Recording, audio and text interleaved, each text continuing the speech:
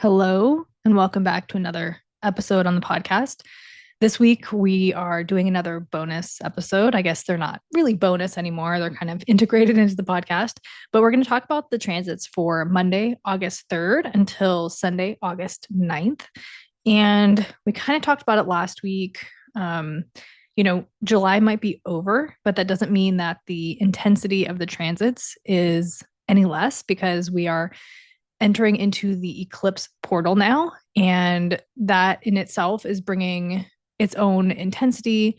And eclipses tend to be a little bit more chaotic. And we'll dive more into it as we reach each eclipse. But we're going to have an eclipse, a total solar eclipse in Leo on the 12th. And then we'll have a full moon lunar eclipse on the 27th, I believe, in Pisces.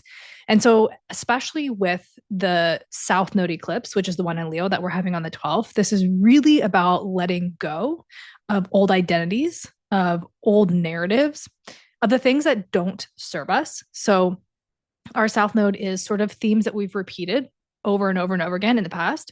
And then our North Node is what we're kind of growing into, what direction we're moving into, and this is the collective, but of course, everyone has Leo and everyone has Aquarius and everyone has Pisces somewhere in their chart. So, depending on if you have an inner planet in conjunction with these eclipses, that will kind of dictate how intense you may or may not feel it. It tends to be with eclipses, I believe they say about 3 degrees. So generally, when you look at aspects, you can look at about 10-degree orb, but with eclipses, we really want them like as close as they can be. So again, about 3 degrees. So as a Leo moon and Leo rising, I have a Leo rising at 12 degrees of Leo, and the new moon is going to be at 20. So it is pretty wide. But again, this is my first house, so it's going to be impactful either way. But I don't know. With Jupiter in Leo, I'm feeling so expansive. I'm feeling so abundant. My mantra has kind of just been like, everything is always working out for me. And, the more that you repeat those, the more that you believe those, the more that your reality reorients. It's like, if you have that belief and you take the actions and you constantly remind yourself of those things and you're watching what you're saying and, it can feel overwhelming maybe, but it really, really, really does make a difference. I journal every single day and it always looks a little bit different. Sometimes I just journal my dreams and anything I need to process. Sometimes I do future mapping. Sometimes I do affirmations. Like it's always kind of looks a little bit different. But I've been doing some future mapping lately and it's just been really cool to watch things manifest, like journaling about getting things for free or, making X amount of money and then watching them actually happen. So it's like, okay, now I know that I have the capacity to hold that, which kind of is baseline. Now, can we expand and hold more? And it's that kind of seeing to believe, knowing that we can call in more, knowing that we can push our edges and do a little bit more. And that's where the practices come in. That's where, for me, I love yoga nidras. I do either at night or I'm starting to do them when I have time in the morning. And I really, really love that practice. But yoga nidras, yoga, meditation.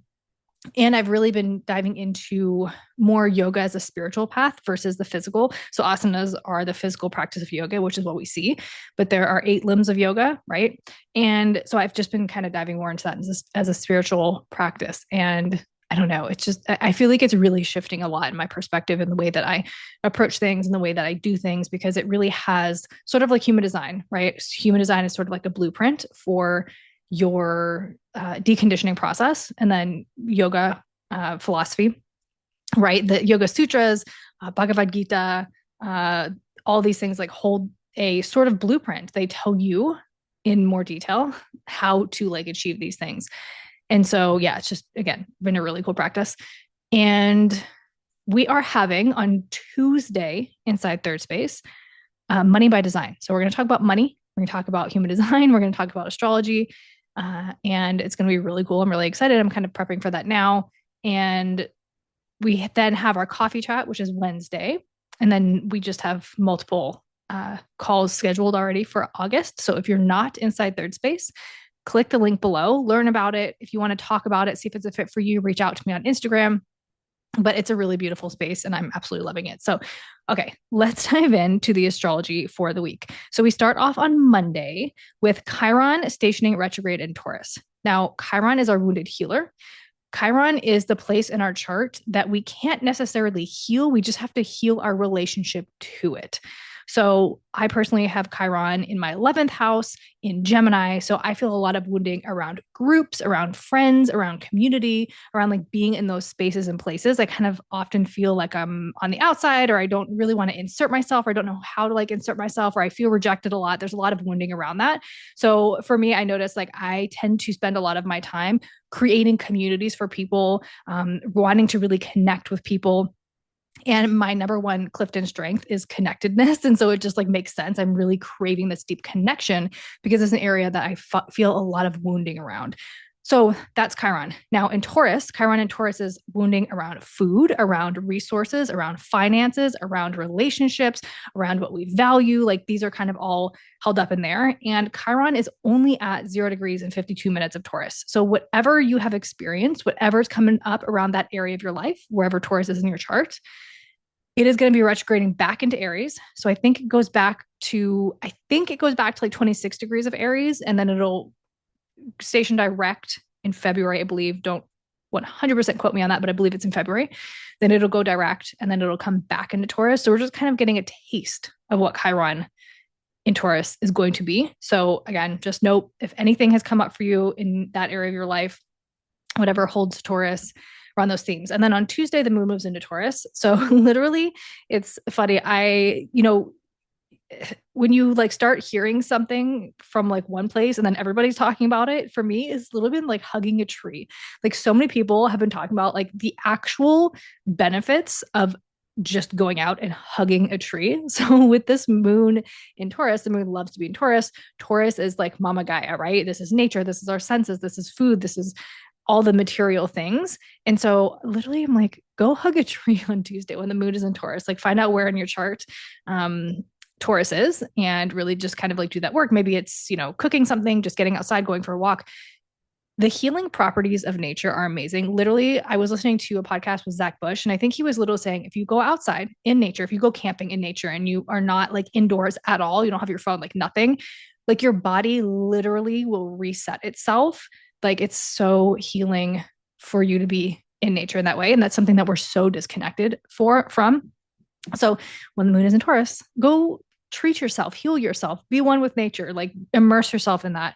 And it can be a really beautiful thing. So then we have Thursday, the 6th. Venus moves into Libra. So Venus rules both Libra and Taurus.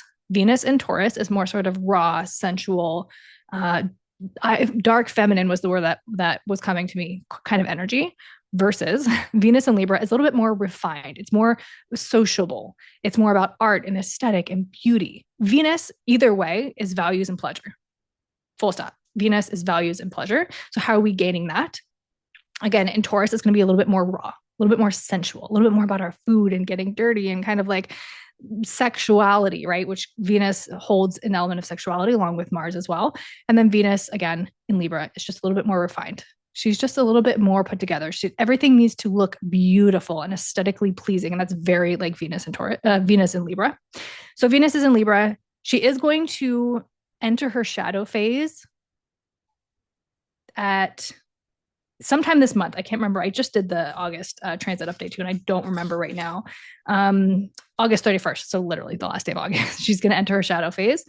Then she's going to retrograde in Scorpio on October 4th and then move back into Libra. So just start noticing themes that are coming up. And then also the same day, we have the sun in Leo is trine Saturn in Aries. And then Saturn is retrograde in Aries. So this is internalizing a lot of this energy.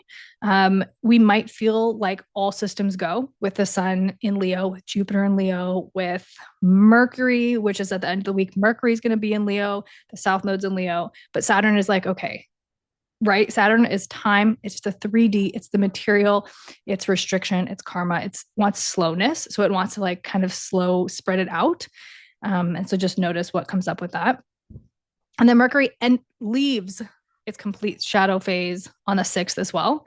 So if you have a project, if you have something you want to launch, if you have an idea, if you have something, whatever has come up, maybe you got an idea or something was percolating to this during this whole Mercury retrograde phase between August 6th and October 4th, this is a really great time to take action, to go, because Mercury will enter its retrograde cycle again in October. So this is a really great time to just do the thing, take the action, put things into motion, plan, be bold, be big, be, warm and generous and everything that Leo is. By the end of the week, Mercury will have moved into Leo. Then Friday, the 7th, the moon moves into Gemini. So be sociable, be curious, learn something new, go out and do something with friends, like whatever that looks like for you. And then on Sunday, the moon moves into Cancer. So emotionally nourishing ourselves in that way. And then Mercury moves into Leo. Mercury is our mind. Mercury is communication. Mercury is the words that we say. This so much reminds me of like the actor, the entertainer, somebody that's on stage and is using their voice and their mind, the comedian, right? But like Leo is big, it's bold, it's generous, it's visible, it's seen. The sun rules Leo. So this is very big energy. This is taking up space, right? So Mercury is completely out of its shadow phase. It's in Leo. This is a really great time to lean in and do that work. So that's the transits for the week. My son is in the other room. I don't know if you can hear him, but I can hear him. So I have to go and tend. They are back to, no, my son is back to school tomorrow. My daughter goes back on the 12th. So tonight is technically a school night, and I'm sure we're all going to take a minute to adjust back. So thank you so much for listening. As always, rate, review, subscribe. It really, really helps the podcast. Share with a friend if you find it helpful. You can tag me on Instagram at Rochelle.Christian. That's Instagram, that's TikTok, that's Substack, that's website, everything, Rochelle.Christian, ROCHELLE.CHRISTIANE. Connect, send message, sign up for the Mastery Monday newsletter. And I'm doing a live 5-day challenge. It's called The Experiment. And literally we're going to go through certain aspects of our chart but really step into the embodiment practice of human design. So really leaning into strategy, authority, and really experimenting with it. It's going to be really, really cool. So that starts the 8th.